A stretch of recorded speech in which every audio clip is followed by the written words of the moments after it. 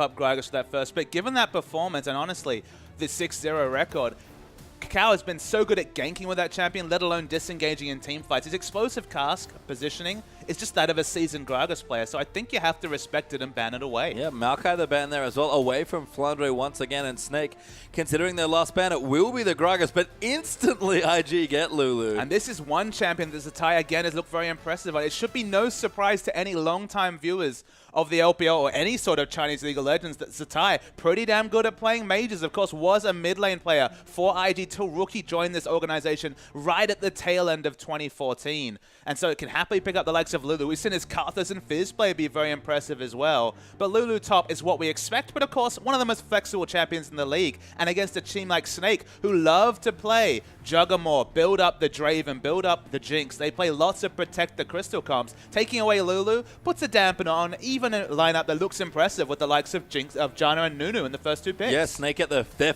honestly prime first two picks, you have to say, in the Janna and the Nunu. Gives basically nothing away. They're comfortable running these in a variety of different comps, but will lose the Lulu for potential super late game compositions like the Jugger, or maybe something around the Draven as well. But we'll pop back over to IG now as well. Picking up the Lulu, you have to think it's probably going over to Zatai, but as you said, very flexible there. And Rek'Sai, a champion that we haven't seen too much of. It's been a lot of Nunu Gragas recently, but Kakao in particular still loves the champion, and he will take it away here. Now we're waiting to see if we saw the Kalista takeaway, but very late change away. Kalista takeaway would have basically guaranteed it wouldn't be a support Lulu just because the synergy between Lulu and Kalista, especially Fates correlated, although you can see the double knock-up isn't really necessarily there. They've gone for the Nautilus, so now they've basically 100% committed to the Lulu being a top or mid lane choice. The Rek'Sai is a bit of a return to form for Kakao. Hasn't played a lot of Rek'Sai this season, but it's definitely a champion with a bit of a lower skill cap. We saw Bengi yesterday really playing that champion massively for SKT and not necessarily known for his Lee Sin mechanics. In this situation, you've got the unburrow into the double knock-up through the use of the Lulu ultimate. So already a lot of synergy, and it's a lot of early game pressure. You have that flexible option. Do you go Warrior and start fighting, or do you go Cinderhawk and start piling on those giant spells? We'll see here as Snake. Azir insta-locked in there for Bucket. He'll take that once again. And Nara actually there for Flandre, so one of his more successful champions as Flandre has been one of the best looking Nars all season long. But Invictus Gaming have to round up their comp. They're looking for 2 carries, you have to think, given that they probably want a mid laner and a AD carry, of course, and they're hovering 2 very powerful picks so far. Will they take them away and go really hard into the scaling? They will. It's Cassidy and Jinx as their final 2 picks. And this makes a bit more sense why you see the Rek'Sai. You need a bit of mid-game pressure if you're going to opt into a champion like Cassidy, who seeds a lot of lane matchups, then gets strong in the late game. You go for the early presence jungler, who has multiple different gank routes and options with the likes of the Void Rush coming through. So Cassidy, very powerful in this patch. It's 5.7, so actually, despite the fact that we saw plenty of play in 5.6, might see even more given that his ultimate timing, i.e. the time when you're punished or rewarded, depending on whether you're stacking up the Riftwell for damage, but that timer goes from 20 seconds to 15, so you have more options to use it for just traveling rather than necessarily locking yourself out of teamfight damage. And Snake will keep themselves in comfort as their final pick. They take the entire time to use it, but the Draven huffled by Ella will be the pick there for Crystal, and we mentioned it before, it's another 2-threat comp with Crystal being the shining light here in it. Plenty of control with Janna, Nunu, and the Janna, and a lot of places for Crystal to go and maybe flank people with his Draven again. So Pastry Time, it's time for a bit of a history lesson. These 2 teams, of course, have faced 4 times during the course of the LPL. 2 best of 2s. The first one in the first few weeks, our viewers might remember a certain highlight clip where 2 Mikhails and a Draven running wild as Crystal on Draven just ran wild, got onto the top of PTL, was very impressive on that champion. Suddenly back against IG, suddenly Draven's back, 7-2 on Draven, a very practiced Draven player. They're all about setting up Crystal to carry on this champion one more time. Yeah, we can see Nar versus Lulu in the top side, Rek'Sai versus Nunu in the jungle. Keep an eye out on the pressure that these 2 junglers might be able to dish out. Cassidy versus Azir. I'm starting to feel like this matchup's getting more commonplace, Papa Smithy. And look, it was always a decent matchup for Cassidy back in the 5.2 days when we started the LPL. Cassidy was seen as a counter to counter to Azir. I don't feel like that's not necessarily the case, but it's a competitive lane matchup for Cassian, and that's always a really worrying thing moving into the late game, because you can peel pretty well with the Emperor's Divide, but good luck peeling away a Cassian, even with the likes of Azir and Janna. Yeah, late game comes around and you don't peel for this Cassian. Maybe going to see the double Mikhails again coming through here for Snake, but they do have to protect this Draven. And Baka, again, he's a fire player, but much more of a role player. Loves to protect his carries, rather than be a big carry himself necessarily. And a few more damage threats coming through. Nah, not necessarily known for big damage, but does have respectable bursts coming through with the Gnar ultimate. Azir, of course, disengaged, but also damage in the mid lane. A little bit less than someone like Cassiopeia, who's commonly used in these appealing comps, but still very respectable damage coming through from Azir. And the Draven, this is the all-in option. It's not the Kog'Maw who's a bit helpless, it's the Draven. And we've seen Flash E engages coming through from Crystal on Draven. He can do miraculous things on this champion. And the biggest thing is, if he can't kill the Cassian, that will eventually start diving on him, because I don't think they have quite enough peel for him.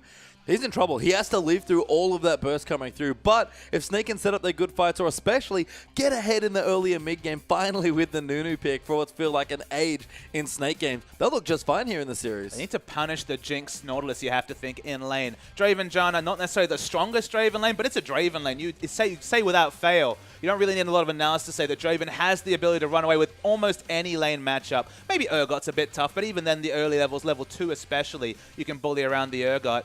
IG, to their credit, they've picked winning lanes to supplement the Cassian. They've got the Lulu, who against Gnar is going to be competitive, but definitely has more pushing options, has the AoE clear from level 1 rather than Gnar, who actually needs to be in Mega Gnar form to actually push aggressively outside of his auto attacks. They've got a strong ganking jungler. Kakao can show a lot of presence if he chooses in the early level. Level 2 for that uncleansable CC coming through, compared to Nunu, who's more of a counter ganker and again, a controller of neutrals, whether it's turrets with the Blood Boil or dragons with the Consume. Cassian definitely going to be harassed in this lane, but it's going to go for a regen heavy start and do decent, so have decent presence. There's always the potential that Crystal makes an error on Draven and Draven falls behind, and this lane might get hairy from against the likes of Nautilus.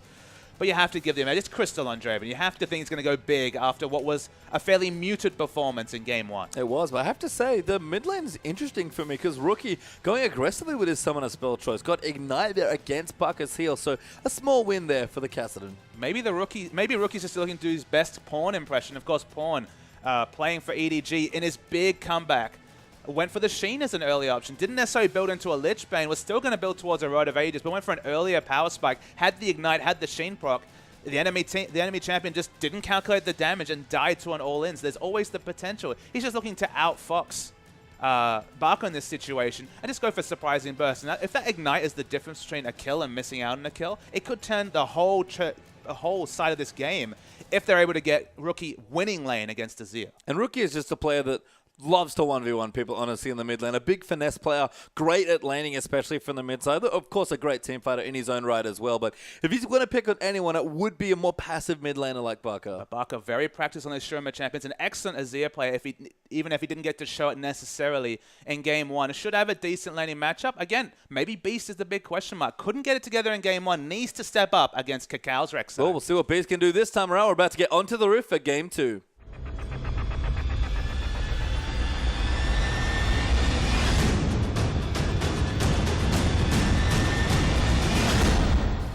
And welcome onto the Rift here as Kid and Kitty is going to take the Krugs down to the bottom side, but we do have a slight pause here to start our game. And again, just looking down, kind of popping through the minimap just briefly while we can see champions moving around there. And it seems like, again, we'll have standard lanes. Yeah, it does seem like they're tending towards standard lanes in the first few seconds of the game. Working out some technology kinks, of course, the grand final tomorrow. Hopefully we're not held back by any sort of technological difficulties tomorrow. Standard lanes, you have to think bodes well for the Draven. You always expect it. Janna, honestly, waiting for Draven to hit level 2, throw on that Eye of the Storm and let him go wild with the axes. And Crystal does love to go wild with those axes. We've seen his very aggressive Draven play before. And it's so weird to me to see Crystal play like that, but it's often been, and this was the big product of a lot of Snake's early wins. When they've gotten ahead, it's been Beast. It's been the most impressive-looking member of this team for me, and his Nunu's been legendary throughout the LPL, probably eclipsing Clearlove, honestly. He's had one hell of a season waiting in the finals tomorrow, of course, against LGD. Beast is a great player, and he looks to dictate to a lot of different teams, but Kakao definitely had his number in Game 1, so we'll see if he has a change here, now that we're back in standard lanes especially. Honestly, these two Korean imports are really the big unexpected revelations of the 2015 LPL split. Both Beast and Ella have been so surprising despite coming from unfancied backgrounds to Big File Miracle and smaller teams rather than necessarily the superstar names like the Katie Rolster Arrows, current OGN champions coming into this season were Kakao and Rookie, so a lot more name value, but Beast and Ella have been very effective for Snake in getting them to second place. Yeah, it's interesting to think that with all of the Koreans that were imported into China, the big names that are waiting tomorrow as well, Invictus, Deft, of course, the Samsung AD carry battle will be there in our finals. Kitties does go down towards the bottom. Crystal trying to get aggressive, but couldn't quite get the advantage despite both of them taking away an early camp. I mean, that's the thing. They're probably top 10 players of the Korean imports this season. There was, quite a few of them. But the fact that they're up there with names, maybe ahead of people like Lupa who've struggled in this season, it's big credit to Snake and their scouting department for picking up these unfancied players that have really gelled so well to set up Snake's carries. Yeah, and they've looked good as a team. They've kept their roster consistent. We do have another pause here as well. And that was the thing I wanted to mention coming into this series, actually, is that Snake's roster, came together late last year, I believe, just before the LPL season started, but after they'd already qualified. A new roster and have now played together for an entire split. IG have changed up so much in just one split, finally settling on this roster here, and who knows what potential changes will happen moving into the next split for this team. It took a while for IG to get settled in Snake. They've looked great from day one as a cohesive team, which is crazy to think given the mixed languages in there as well. I think if it was a different format in the LPL, that would be a very valid point, but you think about when Zatai stepped onto this team, about week 6 or 7 of the LPL, just before the Demacia Cup break. It was only actually in the Demacia Cup where he really decided to look to fit in and actually have champions that differed from Pokemon, their previous top laner. But the crazy thing is that since that point, he's probably already played over 20, 25 competitive games with this lineup as a top laner. They've obviously got better and better as they're going on. You just compare that to someone like Dada, who'd never played more than a 13, 14 game season, I believe, through the OGN. It tells you there's just so many options to gel. So even though it wasn't together in week 1 or week 2 when this team got together, they're fairly practiced. You now know what to expect out of Zatai as a top laner, and that wasn't the case a month ago. Certainly true here, but both teams have looked good, honestly, in their synergy for the most part here. When they play together, it seems like they win together as well. And Snake, that's a big question. If we do pop back into the game, can they arrest an early game this time around? And Barker, at least, getting competitive here with his Azir, trying to zone out the Kassadin early on. I mean, honestly, the first big win condition for Snake is actually get a winning lane matchup going, whether that's a big gank coming through from Nunu or an individual outplay from Crystal. You feel like this bottom lane has a lot of pressure on it, so it might be no surprise that Kakao's already made a visit. Yep, hook lands on the Kakao, now going to come through. Exhausted down as well, like Crystal will get knocked away. Does flash late in a very awkward pause there, but Crystal, I have bad news. He is already dead. Oh, no, heals are actually, might be safe, but does go down for first blood, it looks like. Again, that was quite a spot to pause in. There's awkward pauses, and there's literally one auto and maybe a heal to save you away from dying. Didn't know if he was going to be able to use his summoners, but he's dead, and we're back in the game. Did get first blooded. Kakao actually going to get credit for that kill here. And again, rotating down. Nice early gank there. We mentioned get a winning lane here for Snake. IG going to try and make that Draven. Does feel a little bit less safe there in his lane. I mean, it's just excellent jungle pathing again from Kakao. The savvy decision to pick up Dragon in game 1 set up their victory. Understanding that Draven's always going to look to selfishly overextend in this lane. It's just an expectation. You thought Crystal would go off early. He did and was punished for it. Yeah, and that's the thing. He loves to be aggressive. He's the flash forward kind of AD carry, that's for sure. And punished there certainly early on here. Returns to lane with a longsword, so nothing much at all. And the Jinx, who we said, does have to navigate a lot of her early lanes towards that first BS sword before she can start getting some work done, is going to start with a nice little lead. I think our viewers really need to go back to the VODs and watch some of those Draven games. We talk about an aggressive Draven. Everyone's played them in solo queue. Always the axes in your face. Always a pain to deal with. Literally, Crystal won a Draven game, flashing over a ridge and stand deciding 5 members, initiating with his face effectively. That is the level of aggression that Crystal will show, and that's why Kakao's savvy to be bottom and punish that rotation. But speaking of rotations, Beast going full Nunu to pick up this first dragon. We've seen quite a few level 4 dragons from the likes of both Beast and Kakao actually on fairly similar champions, but they're going to rotate in to make sure it goes down safely. And nice use of the bottom lane back timing this time for Snake. They'll get themselves the first dragon. And it's very similar information that was offered to Kakao last game that got them their first dragon Snowball. Snowball begins with Snake. Snowball begins with Nunu. Somehow apt. Always. And the objective start, Kakao not going to find any impact there, so he's going to try and visit top lane to just get more impact in the lanes. Because in bottom lane, Draven being behind, if Draven ever has to consider whether to all in or not, that's already a problem for the Draven. And Kakao already knows that Flandre knows where he's at because you can see him moving with the Tremor Sense. So a good ward did spot Cacao away, but they might even just stop proxying between the waves and try and fast push down a turret. As you can see, that next creep wave coming in stopped completely between those two turrets. AoE clear coming through from the Rek'Sai Q and the Lulu Q is basically instant coming through from that Glitterlance combo. So just trying to proxy, keep Gnar away from the minion line, keep the time when Lulu really has the ascendancy and trade advantages. And basically they have the opportunity to keep them pushed up and get vision in the bot lane as long as possible. Crystal's 1v2 right now, by the way, just running around with Draven, spinning some axes, has caught up in CS now that Kid went for that early back, but does have a pickaxe advantage up to just the Dorans and the longsword here for Crystal. Kid does still have to be a little safe, you think, here, because Crystal can do good damage if allowed to free hit here, but Kiddies lands a hook on a Draven, and he will not survive that all in. And look, there is some predictability to Draven's movements. Of course, picks up axes. You see that counter on the ground, so you can look for the hook. It's just difficult because Janna has disengage, and even though there's an item AD advantage, the Eye of the Storm is going to equalize any AD coming through from the pickaxe compared to the longsword. So the trades are going to be fine, and Nautilus not really relevant in trades unless they're all-in trades. See, Kid is getting chunked now. Kid as well going to eat some axes, and here we go. Geez, that damage. Crystal going in, but just fearless there. Walked in front of a Nautilus who had a hook ready and dared him to do it. Look, Nautilus has CC, but again, it's all in trades. If he uses that hook, he doesn't have it to get away, and he will have to deal with the Draven damage, which with the Eye of the Storm is insane already. So they're just lucky that there's no BF sort of pickaxe to back it up. They're lucky that they have competitive AD, because only the poke trades are decent for the Jinx if she gets a couple of autos. Maybe the Berserker Greaves a decent pickup to get away from the standard side and get maybe the extra rocket, because the all-in trades, it's Draven. They're always in his advantage. Yeah, important to note that Exhaust just came back up for Kiddies, and Ella did have his Ignite to Kid's heal, so perhaps a Summoner spell consideration there as well, but going to be a little less afraid now with the Exhaust back up, and Cacao, good timing, going to make his way back in here. No flash for Crystal. No. Very tricky for him to get out, and Cacao's wrapped all the way around Crystal. Going to have to try and run away. Good stand aside, but the Dreadline follows in. Kid comes in for the damage and gets himself a kill. Punished 2 out of 2 times was Crystal there. They're just playing around his aggression and bot. It's predictable to some degree.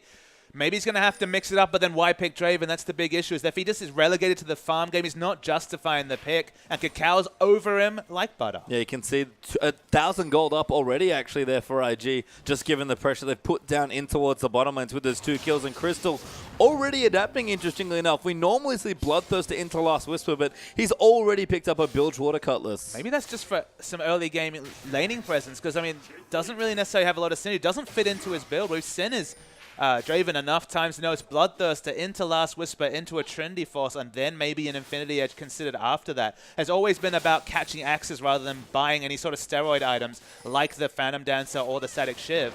Lulu's overextended, but difficult to kill. Key skill shot missed there by Flandre. Might flash in for the ulti though. The Dire has to be careful. Has to walk through. Great scoop back there for the time. Massive damage from the Absolute Zero, and wonderfully played. Gives Nunu a kill. And Flandre was super smart to know that the chances of actually getting the wall stun were minimal, but just opening up distance into the channel was very savvy play from Flandre. So they get the answering kill and top. One of my other worries though, Pastry Time, is that Rookie is doing more than competitive in the mid lane as Cacao made a bit of a misfire. Yep, donated the blue over to himself. Not particularly charitable there, so Rookie will miss out on that one as Bucko returns to his lane, working on his Athenes once again here. Charles plus Amptome already done to the Ruby Crystal plus that early blast. Honestly, if I was Rookie, I'd say, all right, you've got the blue buff. Go get me the enemy blue buff, because he was actually winning in CS values against Barca. Barca having to respect the fact that Cacao had been seen so present. When you see the enemy jungler affecting other lanes, you know that he's got that aggressive mindset. You have to play more defensively.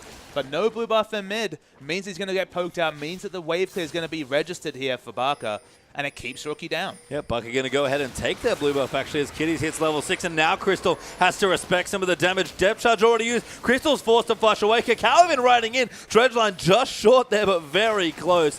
And Cacao even ulted in to force another kill in bottom. And the defensive flash there, I thought it was premature, but you could see they were going all in on the hook, or maybe even a turret dive coming through. They are ganking Crystal at every opportunity, and now that he doesn't have flash, once again, pressure relieved from Kid. They are not repeating the mistakes of games 1 and 2 between these two teams way ago in the split. No, I mean, Crystal's Draven, once it gets going, is a sight to behold, but the key phrase there, get going. Crystal being held on quite well so far, despite keeping competitive in CS, but Jinx is no slouch of a late game carry either, and while Crystal might have the aggressive advantage now, do not discount Kids.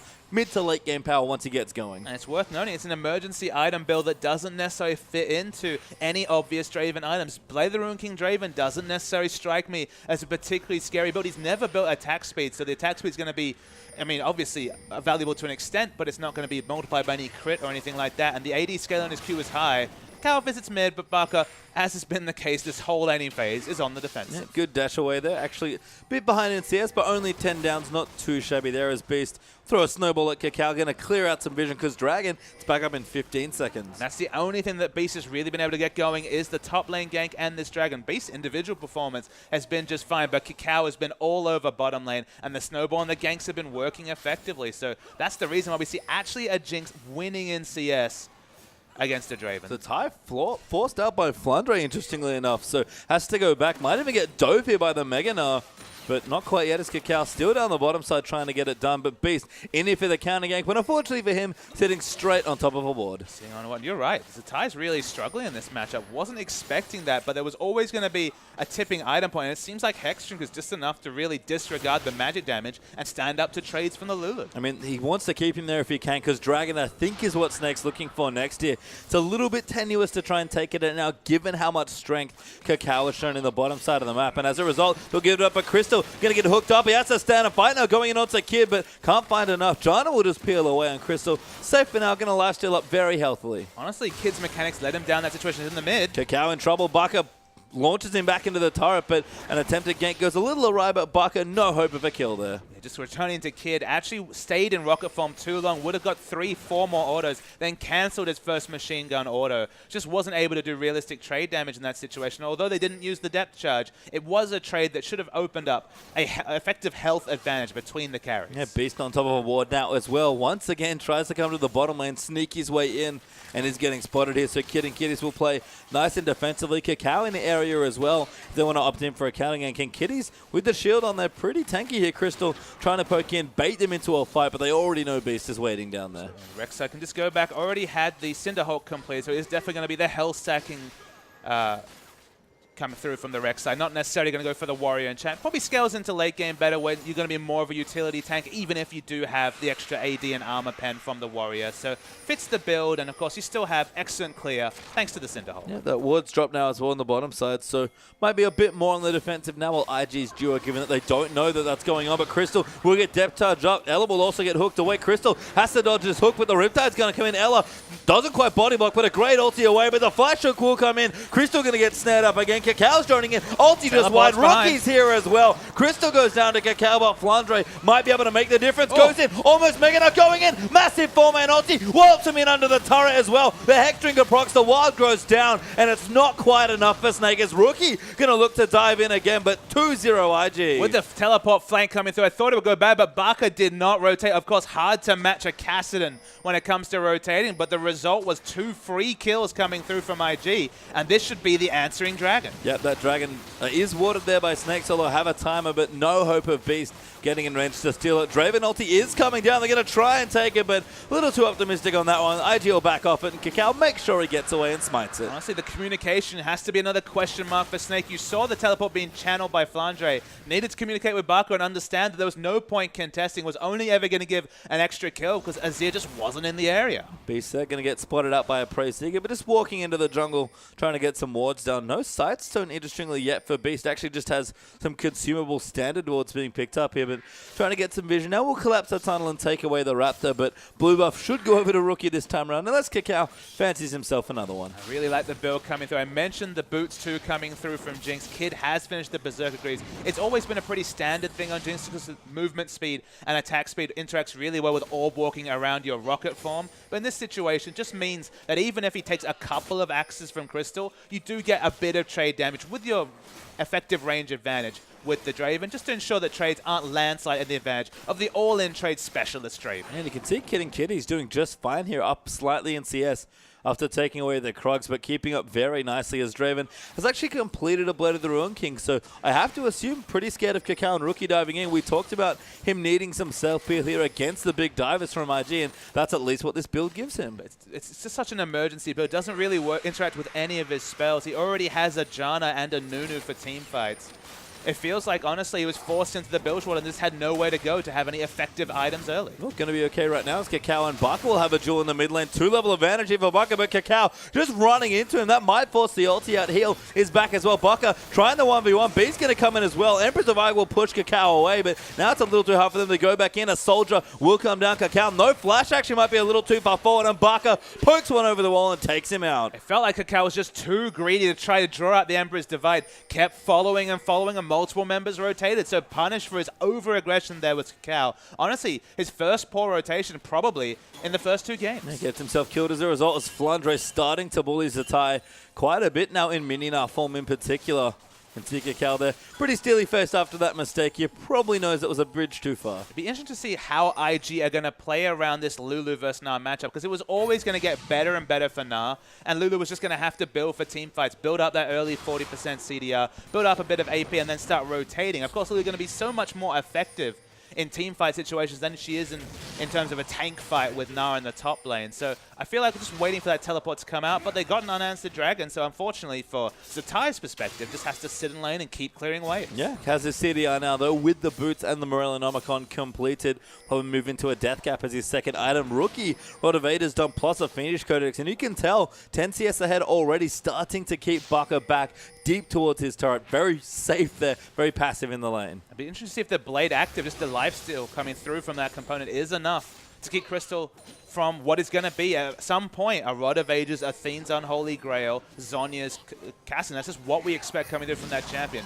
It's a smart rotation. Rookie, though, goes super aggressive. Great rotation. Rookie, yeah, far too deep. Hashtag has to back away there. Beast will flash in after him. Now Kakao, maybe the next target is Kitties. Will maybe have caught out Beast here. No flash for Nunu means he has to run away, but there's a Sun Turret protecting them as well, and Beast will just walk casually out. It's the happiest trade of your life, trading a jungler's flash for the Castans of all things. Suddenly, Crystal's life is that much safer. He had to deal with Kakao opening up pressure on bottom, forcing his summoners, killing him multiple times. Finally gets an assist from his own jungler, as no flash on Cassin will be relevant in the next fight. You can look at the gold lead now, actually, with a tower taken out. That tower, sorry, taken out in the mid lane.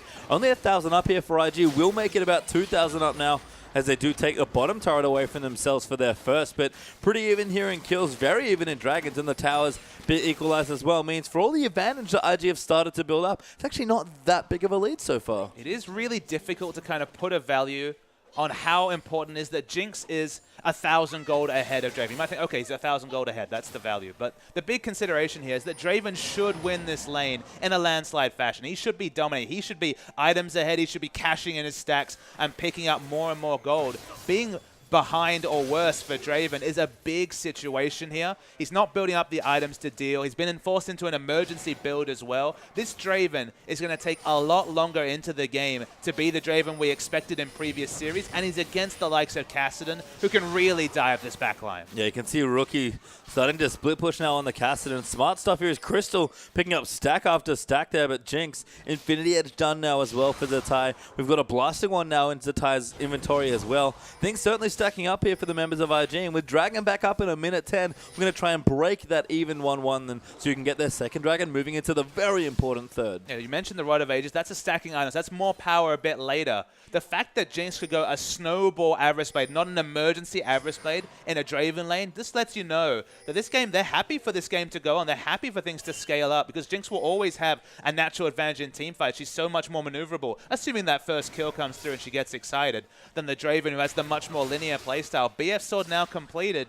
Still not getting towards the Trinity Force, the Bloodthirster, the Last Whisper, though. That really is demanded for Crystal to start getting on full carry pants. Yeah, BF Sword's nice here. Will certainly help in the next big fight coming through here in about 30 seconds' time. Flanger with Oranduins actually means he's quite tanky and will be very influential in that next fight as well. Even a need to see large rod done for Baka means he wants power right now, and I think Snake realized the pressure that they're putting on themselves trying to contest for this next Dragon. Stacking's already well underway. I believe 6 stacks on the Rod of Ages, maybe 7 just pinged over now, so 3 minutes away. 22 minutes when we're expecting to see the 10-stack Rod of Ages. Working towards the Athenes, as you can tell. 40% CDR will be completed between that and the CDR boots. Snake are just waiting and looking to opt into this next Dragon fight. We look at the vision, honestly, it's pretty neutral. And to give you an idea of how important this fight is to Snake, Flandre, who's now teleporting, didn't last hit minions because he didn't want to go into Mega Gnar form, but he's coming in now. He's going to try and zone them away, and Snake, they're on top of the Dragon here. Where's Flandre? There he is, Mini Gnar form, almost ready for the transform. Dragon goes away, and Flandre still threatening with the ulti. With no vision in the area, they did not look to commit. Kiddies might be caught. Okay, Dredge lands to Abyss Terrain. Oh, Flandre tries to flash him in, gets a slow though with the boulder toss, but Rookie coming around as well. The standard side moves in. Tornado on to Kiddies. They might be able to kill him. Beast channels the ultimate, but Rookie looking for the flank. Goes in, but the Monsoon will disengage, and Baka keeping them all out there 1v4, but Ella now getting chased down. Baka gets the first kill. Crystal still alive. His Kid's now completely out of position. Cacao gets flashed on and dies. Kid eats a snowball to the face and gets knocked up by a Nado. That will go over to Gnar actually, and Snake, they get the Dragon and 3 kills for it. The Kid made a huge mistake in that situation. Flashed aggressively after Ella to get the first kill, get excited. Didn't get it. The shield was off cooldown and just was caught with her pants down in the front of the fight, just killed by Nunu. Once she falls down, only so much Rookie can do before those big items are completed.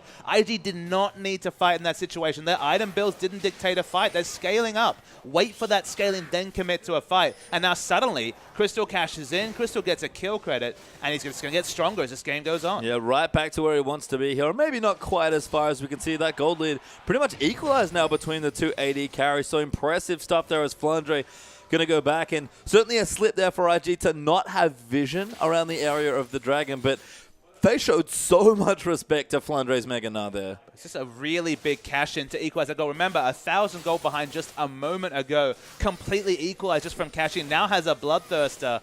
One thing you can say about these two items, there is certain synergy when it comes to lifesteal. We're talking 35% lifesteal. Got to kill that guy fast or he'll lifesteal right back up. Yeah, Flandre running in, but Zatai whimsies himself to safety, so we'll be okay there now. And thinking about Draven's build a bit, certainly understand that Bilgewater definitely felt like an emergency purchase, but this build feels very intentional for Crystal, and I think with all the divers, Rek'Sai Cassin in particular, I can understand why he's going for such heavy lifesteal in this build. That's what I was mentioning. With 35% lifesteal, you don't kill him instantly. He gets a second wind. You know, he gets the Janna shield, and he's effectively healing huge amounts. Of course, the Welding Axis procs lifesteal, so you're already doing such an amount of AD that you will be able to lifesteal up. You definitely need to go for the burst trades, which Cassidy does specialize in, but we're talking about 6-item level 16 Cassidy, more than the Cassidy now that'll maybe chunk out 40% of his health on a fairly short cooldown. But that's time between spell rotations for Draven to heal up. And you can see Ella prioritizing the Mikhails there as well, so clearly knows who he needs to protect. As almost always, it is Crystal once again, but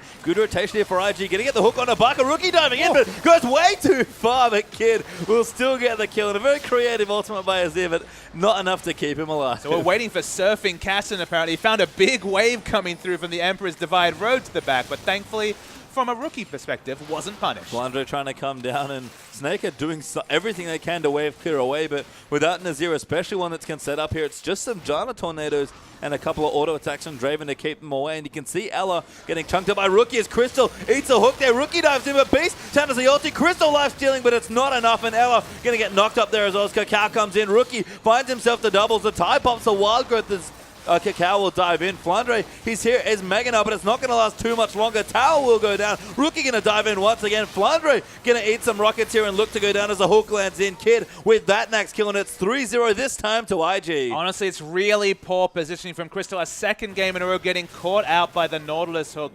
Had to respect that CC. You saw, even with all the lifesteal in the world, Kid's free hitting the Draven of all people in the front line. Okay, was in rocket form, wasn't quite minigun, but was doing massive amounts of damage. And you can have as much lifesteal as you want when you're taking 3-4 members aggro. Yeah, no Mikhail's there for Ella, so maybe not communicated there, but a bad situation for the Draven, and a fourth turret now being completed for IG. So 3 Ados down, plus the tier 2 in the mid lane, and 2 on down in Dragons, but we do have one coming back in a minute 55. A Snake trying to answer back onto Rookie, but Cassidy fairly tricky to pin down. So we saw that previous fight that Jinx was involved in where she died early, she couldn't get the reset. Honestly, Pace Time, that's not really a concern now when you have Infinity Edge, Static Shift, and a Snowball Last Whisper. Suddenly Jinx is super, super strong. And look, Beast is pretty tanky but has no armor. Okay, Gnar, still relatively tanky, but the first kill getting excited is the core tenet to IG winning a fight, because suddenly then the AD carry has huge mobility with Get Excited. Kasten already has crazy mobility, and they have the utility coming through from the likes of Whimsy. The first kill so much easier when the holy triumvirate of AD carry items is already complete at 24 minutes. Yeah, and maybe to add insult to injury there, Zatai has completed his rabbit on Zera as well, so good to go as far as mid-game Lulu items go, and IG are going to posture quite aggressively around that Baron. We'll just clear out some wards, but now Snake with that third dragon, fourth overall looming as well. They have an extra objective to worry about as well. Exactly, but not the dragons, of course. Only 1 to 2 in terms of dragons at this point. So the dragon pressure's not on them like it was in the previous series. Split pushes between the top laners, both of them having teleport in a second or so as the tie will get us through. IG still can't be too confident. There's still the theoretical massive Emperor's Divide, and Draven has enough lifesteal to shrug off a single diver's damage. He just can't afford to be hooked in. That's the big thing here. Keep the positioning in the backline, please, Crystal. Yeah, I mean, Draven, it feels like oddly short range for a 550 range AD carry just because of how aggressively you want to be moving and catching your axes. I think, as Crystal's demonstrated, you often want to be moving forward, but we can see Zatai pushing in. Baka will clear him out, actually puts him straight back into the turret, and Zatai with his ult, he might have to use it. Baka's doing good damage now with that stinger, and he'll keep chasing through, but Dragon looking to go over to IG as Baka's still chasing in, and Zatai gets himself away, but crucially IG are going to equalize the Dragons as well. Yeah, the soldiers are just too far behind. Felt like when you have the ball behind you as Orianna and watch them slowly move forward. So no kill pressure, does get the ultimate out, but doesn't actually even get the flash from Zatai in this situation. That ult, 40% CDR, is on a super short cooldown. He's going to have to walk his way back down, and no dragon picked up. My mistake was actually spawning there as IG at least got to clear out vision in the area, but we'll have a full-on 5v5 for this, you have to think. Rookie pushing down the bottom. That's going to leave Flandre there to try and push it out, and he'll build up a bit more rage. He's ready now, actually, to transform into Mega Knight. Has good rage management there, and Snake, they're going to get on top of the dragon. First poke did half of Ella's health just coming through from the zap. Snake have to fight this smart. There is a team fight in this situation, they win, but it's so hard to execute. Rookie does get poked away, but it's a good pincer here from IG. You have to think as Flandre going to go into the Mega Knight form now, looking to zone them out. Snake on top of the dragon. They'll try and take it away. Beast is on Nunu. They're going to be too bad. Flandre, big ulti there onto 3 people, but Rek'Sai takes away the dragon. Flandre going to get too low, but Beast going to turn to the ulti. Rookie gets kicked out there by the Monsoon, but the damage is too high right now. And Crystal chasing away the Cassidy and can't keep going in. Kid going nuts. They gets a double, maybe making a triple. I think that's a quadra. Can he get the pentakill? We'll have to wait to see if it registered. There's 4. Kid get it going. Make it 5. Kid gets a pentakill. Pentakill for Kid. He just got able to go through. Of course, the first kill took so long because the flank was coming through from Rookie. But once that came through, he started licking his lips. Pentakill to put the axe on what is looking like a second victory for IG. Looking very good there. Even equalized the Dragons again as Snake just can't find a foothold in this game. Straight to the Baron for Invictus Gaming as well. And again, what was it? Kind of a back and forth game with IG getting small leads here, and they're building up the gold about 3,000-4,000 gold ahead. All of a sudden, catapulted up to about 7k ahead. Gonna be more when the Baron goes down as well. And one last shot might be coming through for IG as Snake have to defend so hard. And after a pentakill, you might be forgiven thinking, okay, this is the Kid hard carry, but it's all about Cacao equalizing what is super tough bottom lane matchup against the Draven Janna. So many visits to bot. Every time Crystal thought, okay, he was just here. I can overextend for damage finally, get that lane control I need. He was punished multiple times, although we're going to see the replay of the pentakill coming through. Kid's actually womboed, but there's just not any other dive damage to come through. At this point, the fight's looking okay, but the burst comes through. Flandre takes so much damage with the last whisper completed, and as the fight continues into minigun form, so much better switching between the rocket launcher and minigun. Baka gets taken down. We're wondering, where is that 5th member? Nunu trying to sneakily recall. Zaps enough, and that's pentakill for Kid. I have to say, big credit to Kid there for using his ultimate very intelligently. Basically assassinated Flandre with it after he dove in, and that was the reset he needed to just take the rest of the fight. It's one of the few times I wish we could see the kill credit score just to see how much damage that super mega death rocket did, because Flandre had a lot of health. But with the missing health damage coming through from that item, with the 4 items coming through now, of course, with the extra BS sword working towards, you can only assume is the QSS item coming through here. You just have to feel like Jinx at this point is just God mode when it comes to damage. There's a Ty even pressuring as well. The Baron Cannon helping him out quite a bit here as he just pokes him with a Sheen now, going for the aggressive Lulu option of a Lich Bane third. Given the pace of the game, can't really blame him. Looking down as well, Rookie's now building up towards the Zhonya's, but does have his Rod of Ages fully stacked and an Athene's. Flandre will try and zone Zatai out, but 2 levels down still actually on Zatai. Fancies himself a fight, although Flandre does want to make it a 1v1.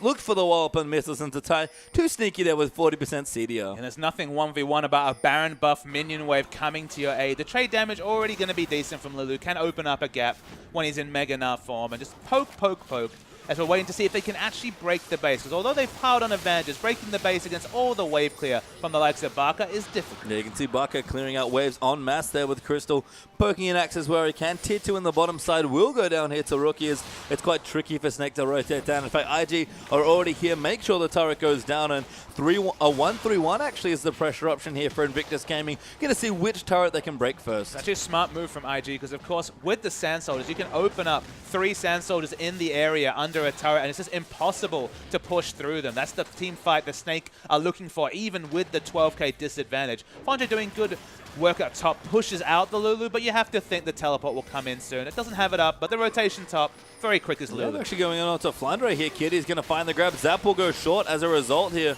They can't quite get in. Pretty tanky still, even in mini Gnar form. Building in towards a Warmong's. Zatai, though, will go back. They actually traded ultimates in the top, but Zatai with his CDR will beat him to the punch as far as cooldowns going. Again, IG playing patiently, but at this point, that's all they're required to do. The Lich Bane completed from Lulu, you might think is just for the single target damage onto the likes of Crystal, but honestly, with the 1-3-1 we're talking about, excellent turret pressure now coming through from the Lulu with the AP stacking, and now the Lich Bane expecting her to be chunking out the turret when she finally manages to push it against Flandre. But we have to remember, only has ranged wave clear in Mega Gnar form. 10,000 gold down now our Snake, and Baron buff has dropped, I believe, so no advantage there for IG, but Dragon coming back, that'll be a third for either team if they can pick it up, and Snake pretty anchored to their base at this point, although a Sun Turret does come down to give them a bit more wiggle room in the mid lane.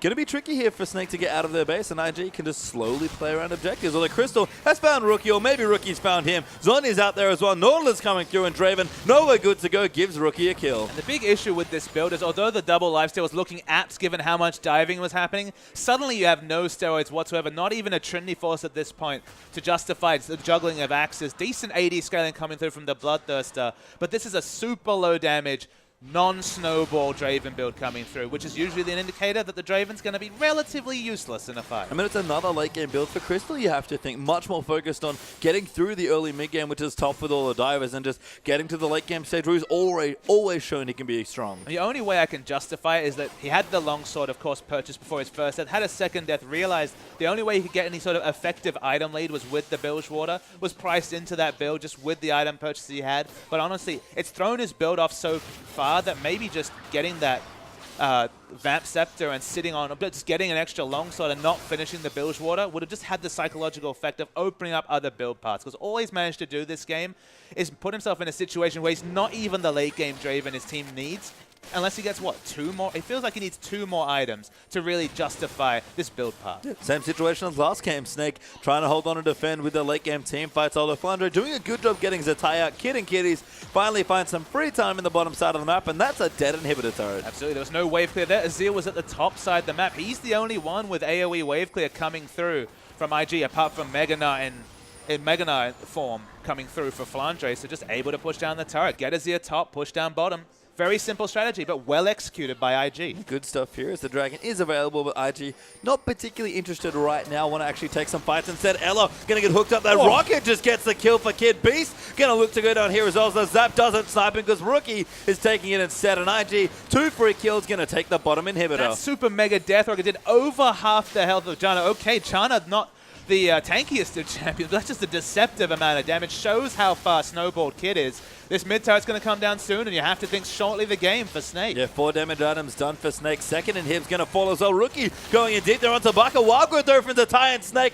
already tapped the mat. Another surrender as IG were all but winning there in the inevitable last push, and Crystal takes a big, deep breath there. That's 2 games in a row. He's not been able to find a foothold, and Snake now find themselves down 0-2 in the best of 5. And Crystal, the equal MVP leader, up there with Def, only a couple points behind. Looked for a big performance in his last best of 5 of the season, and honestly has been punished 2 games in a row. Lots of credit early game to Kakao for such smart jungle pathing. Playing Rek'Sai like you can play, so aggressive. He just using that tunnel behind the turret, getting the picks onto Draven when he was overextending for damage.